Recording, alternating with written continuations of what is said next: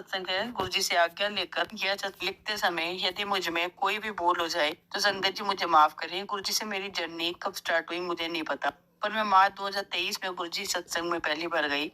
वैसे तो मैंने गुरुजी के बारे में पहले भी कई बार सुना था, पर मैं बिल्कुल भी विश्वास नहीं करती थी। मेरे बहुत रिलेटिव्स या जान पहचान के लोग गुरुजी से जुड़े हुए थे, पर मुझे किसी पर भी भरोसा नहीं होता था। जब भी कोई गुरुजी के बारे में बात करता तो मुझे अच्छा नहीं लगता। माफ करना संगत जी, मैं बिल्कुल अनजान थी, मूर्ख थी। मुझे हमेशा OMG मूवी याद आती थी, जिसमें जब कानी मेहता देह त्याग देते हैं तो लोग उन्हें ही भगवान बना देते हैं। उनकी तस्वीरें बना के उनकी आरती गाते हैं और फिर जिंदा होकर सबको बोलते हैं कि भगवान नहीं है। मैं जब भी गुरुजी के बारे में सुनती, यह सब याद आता मुझे। मैं यही सोचती कि उनकी संगत भी, इनकी तस्वीरें घरों में लोग बांटते हैं, इनका प्रचार करते हैं। पर मुझे माफ करना संगत जी, सॉरी गुरुजी, मैं उस वक्त बहुत गलत थी। मैं तब बिल्कुल भी नहीं जानती थी कि ये सिर्फ तस्वीर नहीं, साक्षात भगवान खुद हैं, जो स्वरूप के रूप में अपने भक्तों के घर जाकर उनका उद्धार करते हैं। ऐसे ही संगत जी, मैं गुरुजी के खिलाफ बोलती बोलती कहीं ना कहीं मन ही मन थोड़ा सा अट्रैक्ट भी होने लगी थी। जब मुझे मेरी एक कजिन ने बताया कि तुम मान के तो देख, सब पूरा होगा। एक बार मेरी बुआ ने अपने घर पर सत्संग रखा हुआ था। हम नहीं जा सके, परंतु बुआ की बेटी गुरुजी की बातें कर रही थी और बता रही थी कि वह सब उनके स्वरूप में देखती है तो आंखों ही आंखों में से जवाब मिलता है। मैं इस बात से बहुत हैरान हुई और सोचने लगी कि गुरुजी मुझे भी अपने साथ जोड़ेंगे, कभी मेरे से भी बात करेंगे, क्या मैं भी कभी उनका सत्संग अटेंड कर सकूंगी। और बस फिर अगले 2-3 दिनों में मैं अपने मायके चली गई। वहाँ साथ में घर में गुरुजी का सत्संग रखा हुआ था। यह बात 23 मार्च 2023 की है। आंटी जी ने मुझे भी इनवाइट किया। जब मैंने माथा टेका तो मैंने गुरुजी से अरदास की, गुरुजी आप कुछ तो ऐसा करो कि मुझे आप पर विश्वास हो जाए। मेरा दिल मानता है पर दिमाग नहीं। मुझे भी अपने साथ जोड़ लो, मुझे जुड़ना है आपके साथ। और अगले ही दिन हम 24 मार्च को मेरे देवर की लड़की देखने गए, जिसके लिए बहुत वक्त से कोई रिश्ता नहीं आ पा रहा था।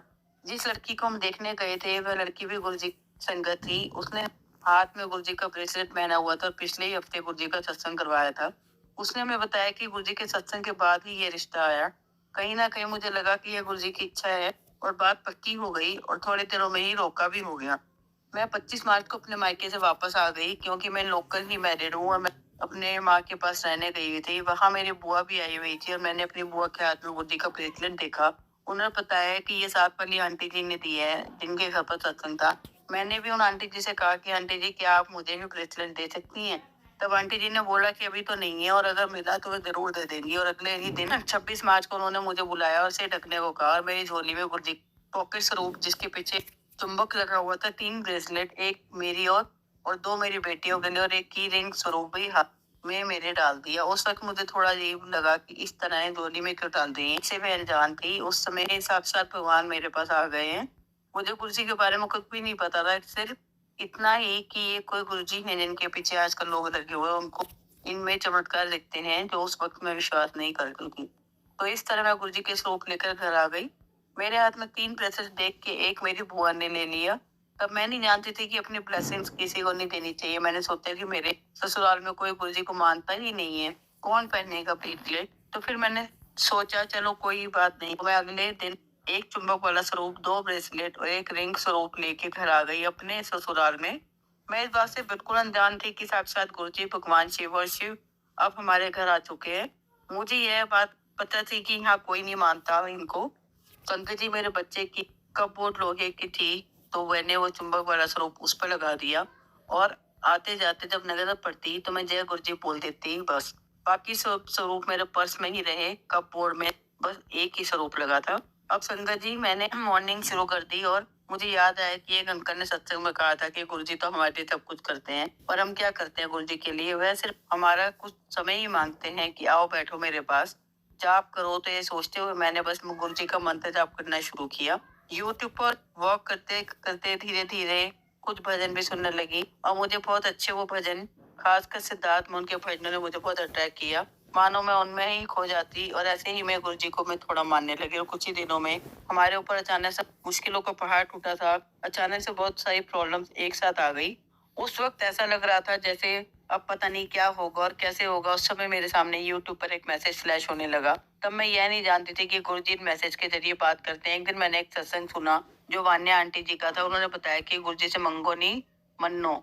तब मैंने उन्हें मानना शुरू कर दिया। एक दिन मैंने केक बनाया था। मैं जैसे ही केक खाने लगी और फोन ऑन किया और यूट्यूब देखना शुरू किया तो वहाँ दिखा कि तूने मुझे खाना नहीं खिलाया। उस टाइम मुझे लगा कि ये कोई कोइंसिडेंस है, बट फिर भी मैंने गुरुजी के स्वरूप के आगे जाकर जो मैंने कपबोर्ड पे लगाया था वहां भोग लगाया। फिर एक दिन मैसेज फ्लैश हुआ कि कल तेनू एक सरप्राइज मिलेगा। मैंने उसे सीरियसली नहीं लिया और मैंने मजाक में अपने हस्बैंड से कहा कि आपको पता है कि मुझे एक सरप्राइज मिलेगा कल। उन्होंने पूछा क्या, तो मैंने कहा पता नहीं बट मिलेगा। फिर मैंने फोन ओपन किया तो सामने लिखा था कि हर किसी नाल सब कुछ शेयर नहीं कर दे, ब्लेसिंग रुक जाती है। तब मुझे लगा कि यह इतना बड़ा कोइंसिडेंस कैसे हो सकता है। फिर 2-3 दिन बाद आया, आज कड़ा प्रसाद बना ले, तेनू सरप्राइज मिलेगा। मैंने कड़ा प्रसाद बनाया और गुरुजी को भोग लगाने के लिए रख दिया। रात को अचानक मेरे ससुर जी आए और बोले तूने इयरिंग कितने गंदे डाले हैं। उन्होंने स्पेशली मेरे लिए डायमंड के इयरिंग निकलवाए और मुझे बोला तू ये पहन।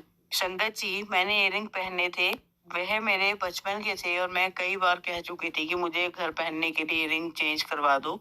उस दिन मुझे महसूस हुआ गुरुजी सच में है। जो भी मेरे मन में बात होती वो मुझे मैसेज में फ्लैश हो जाती। उसी टाइम मुझे मेरे जवाब मिलने लगे। गुरुजी मेरे सबसे बुरे वक्त में मुझे संभालने लगे। गुरुजी मेरे संगत जी, मेरी मदर इन लॉ के पैरों में कष्ट था, मैं उनकी दवाई लेने गई थी। कुछ ही दिन में मेरी बड़ी बेटी भी बीमार रह रही थी। 3 दिन बुखार रहता, फिर ठीक होती, तो फिर बुखार आ जाता। ऐसा काफी समय से चलता आ रहा था। मैं जब डॉक्टर के गई, उन्होंने बोला इसका ब्लड टेस्ट करवाओ, मैं तब भी दवाई दूंगा। ये बात अगस्त की है। वहां भी डॉक्टर के पास गुरुजी का स्वरूप लगा हुआ था। डॉक्टर ने मुझे एक लैब का नाम सजेस्ट किया। मैंने गुरुजी के स्वरूप को देखकर कहा कि गुरुजी अब वो छोटी है, कैसे करवाऊंगे ब्लड टेस्ट। फिर मेरी नजर पड़ी बाकी के पेशेंट्स के हाथ में रिपोर्ट्स पर, सबके हाथ में वही लैब की रिपोर्ट थी। मुझे महसूस हुआ कि डॉक्टर उस लैब के साथ सेटिंग है। तभी मेरे हस्बैंड का फोन आया। मैंने उन्हें बताया कि डॉक्टर ने ब्लड टेस्ट करवाने को कहा है। डॉक्टर ने यह भी कहा है कि मैं टेस्ट का नाम लैब वाले को बता दूंगा, मुझे तो सेटिंग लग रही है। मेरे हस्बैंड ने कहा तू दूसरे हॉस्पिटल में ही जा जहां हम अक्सर जाते हैं। संगत जी, जब मैं वहां गई तो हॉस्पिटल के बाहर एक आंटी मिली तो मुझे बोली कि मेरे पास पैसे नहीं है, मुझे घर जाना है, किराया दे दो। तो मैंने दवाई भी किसी और से पैसे मांग के लिए, मैं झूठ नहीं बोल रही हूँ। तो संगत जी, मैंने विश्वास करके उन्हें 100 रुपए दे दिए और वह बोली बस ठीक है, इतने में हो जाएगा, और वह चली गई। जब मैं अंदर गई तो वो बोलती कि पहले टेस्ट का नाम बताओ तभी वो करेंगे। मैंने आंटी के डॉक्टर को कॉल करके पूछा कि इनको क्या हो गया है, ब्लड टेस्ट करवा लूं। डॉक्टर ने मना किया कि पहले चेक करवाओ। तो मैं घर आ गई। संगत जी, फिर मैंने ठीक होने के लिए गुरुजी के आगे प्रार्थना की और कुछ दिनों में ही मुझे ये बात समझ आ गई कि गुरुजी ने ही उसको ठीक करना है, और कुछ ही दिनों में वो ठीक हो गई। गुरुजी ने ही उनको भेजा था, वो खुद आए, पर क्या खुद आए हैं या किसी को भेजा, पर मुझे नहीं पता कि क्या हुआ। जो पैसे डॉक्टर को टेस्ट के लिए मैंने देने थे उससे भी कम दिए और मेरी बेटी ठीक हो गई। बहुत बहुत शुक्राना गुरुजी, अनंतम शुक्राना गुरुजी। उनके बाद मेरा टूट विश्वास बनने लगा। गुरुजी पर जो भी मैसेज फ्लैश होते सब कुछ मुझ में रिलेट होने लगा। जो मैं सत्संग सुनते ऐसा लगता मानो मेरी ही बात हो रही है।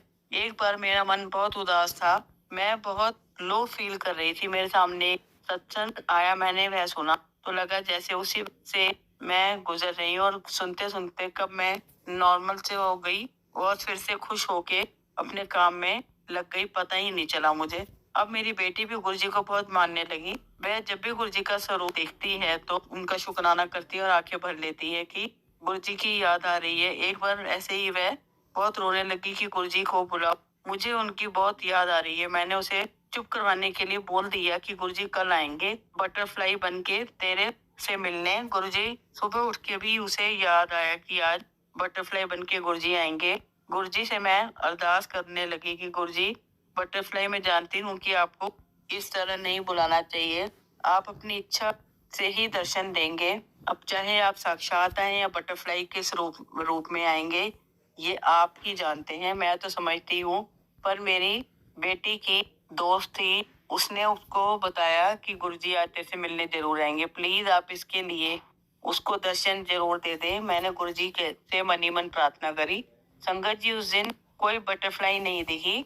फिर वह स्कूल चली गई। जब वह वापस आ रही थी तब मैंने अरदास की कि गुरुजी या तो आप दर्शन दे दो या फिर ये भूल जाए। पर मेरी बेटी को याद ही रहा। रात को सोते सोते उसे फिर याद आ गया।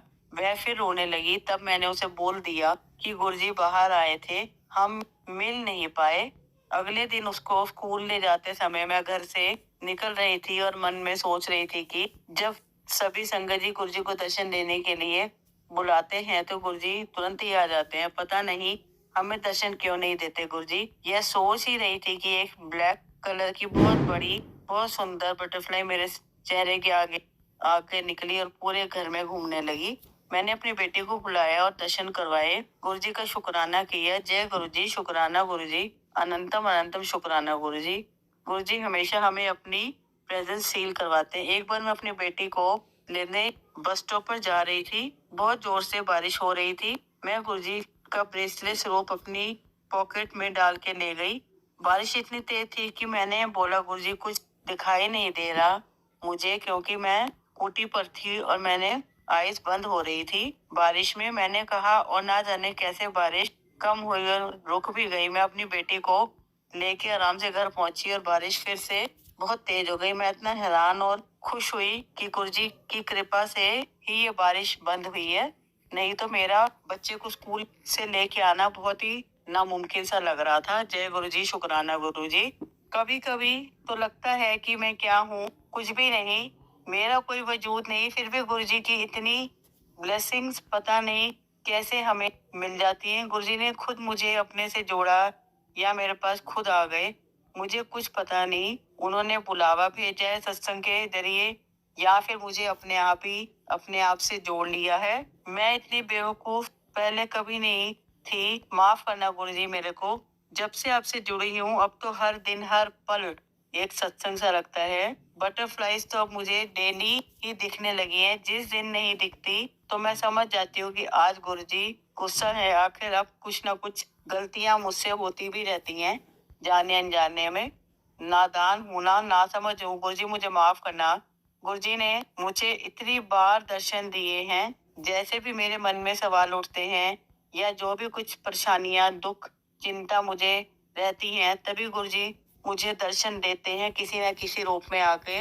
गुरुजी हमेशा मुझे फेसबुक पर, यूट्यूब पर या किसी और जरिए से आके, बटरफ्लाई के रूप में आके या किसी सत्संग के रूप में मेरे को दिखाई और सुनाई देते हैं। जब ऐसा कुछ मेरे साथ होता है तब मुझे सब मेरे सवालों के सारे जवाब भी मिल जाते हैं।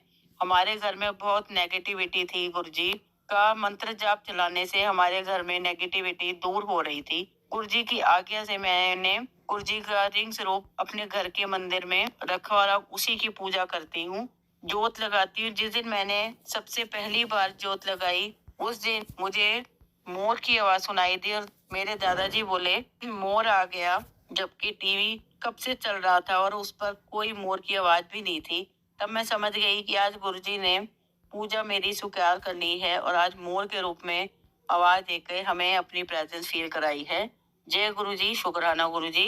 अब तो मैंने अपना पूरा जीवन गुरुजी को समर्पित कर दिया है। बस गुरुजी हमेशा मुझे अपनी चरण कमलों से में स्थान देते रहे, मेरा साथ कभी न छोड़ना गुरुजी। यही अरदास बस मैं अपने गुरुजी से करती हूँ।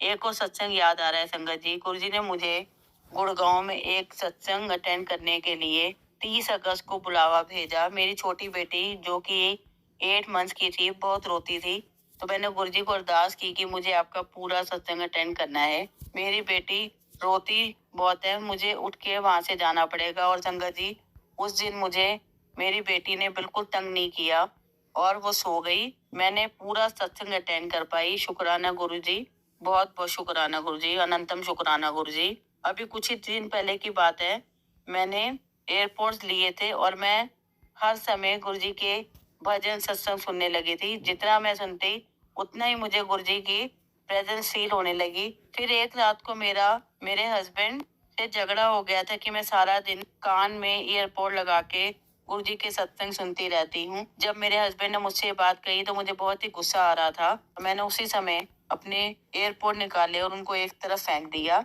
जब मैंने वो एयरपोर्ट फेंके तो मेरे मन में एक ही सवाल आ रहा था कि मेरे हस्बैंड ने आज मुझे ऐसी बात बोली है जिसकी वजह से मुझे बहुत ही गुस्सा आ रहा है। अब मुझे मन में एक ख्याल रह रह के आ रहा था कि अब कुछ ना कुछ जरूर गलत होने वाला है। उसी समय जब मेरे मन में एक विचार आ रहे थे तो तभी मुझे एक छिपकली दिखाई दी और एक हमारे घर में जो बटरफ्लाई मुझे घूमती हुई नजर आती थी, मैंने देखा कि वो छिपकली ने उस बटरफ्लाई को निगल लिया है। मैं बहुत डर गई कि मेरी बटरफ्लाई मर गई, कहीं मुझसे गुरुजी नाराज तो नहीं हो जाएंगे। और थोड़ी देर बाद एयरपोर्ट देखा तो मेरे एयरपोर्ट्स टूट गए थे, जिनको मैंने गुस्से में फेंक दिया था। अगले दिन मैंने एक सत्संग सुना था, जिसमें पता लगा कि अगर बटरफ्लाई मृतक पाई जाए तो गुरुजी हमारे ऊपर आने वाला कष्ट अपने ऊपर ले लेते हैं। और सच में गुरुजी ने मेरा बहुत बड़ा कष्ट अपने ऊपर ले लिया था, क्योंकि गुरुजी 40% अपने ऊपर लेते हैं और हमें सिर्फ 10% ही भोगने पड़ते हैं। आपका बहुत बहुत शुक्राना गुरुजी। जितना हम गुरुजी को शुक्राना करें उतना कम है। उसके बाद मैंने नए एयरपोर्ट्स मंगवाए, जो खराब निकले। आज भी किसी कारणवश एयरपोर्ट्स अटके हुए हैं और उस दिन के बाद अभी तक नहीं आए हैं। शायद गुरुजी नहीं चाहते कि मैं फिर से एयरपोर्ट्स लगा के उनके भजन कीर्तन सुनूं। मेरे और भी बहुत से सत्संग हैं संगत जी। गुरु जी से जुड़ने के बाद हर पल ही एक सत्संग है। गुरु जी से मेरी अरदास यही है कि वह हम पर और सभी संगत पर अपनी कृपा बनाए रखें, और हम जो इतने नादान हैं, जो इतनी गलतियां करते हैं अपने जीवन में, उन गलतियों को नजरअंदाज करके अपनी कृपा बस हमारे पे और सारी संगत पे बरसाते रहे। मेरे सतगुरु जी तुसी मेर करो, मैं दर तेरे ते आई हुई हाँ। मेरे कर्मा तेरे ना वेखे जी, मैं कर्मा तो शर्माए हुई हाँ। गुरु जी के चरणों में कोटि कोटि प्रणाम और सारी संगत को जय गुरु जी। अब आप सबको दो कहानी सुनाती हूँ। आप सब इन कहानियों को बहुत ध्यान से सुनना। पहली कहानी का शीर्षक है चालाक लोमड़ी। लोमड़ी शिकार की तलाश में घूम रही थी। उसकी नजर एक गधे पर पड़ी। वो गधा अकेले घास चर रहा था। लोमड़ी ने सोचा, क्यों ना मैं गधे से दोस्ती कर लूं, कि सारे मैं इनके झुंड में शामिल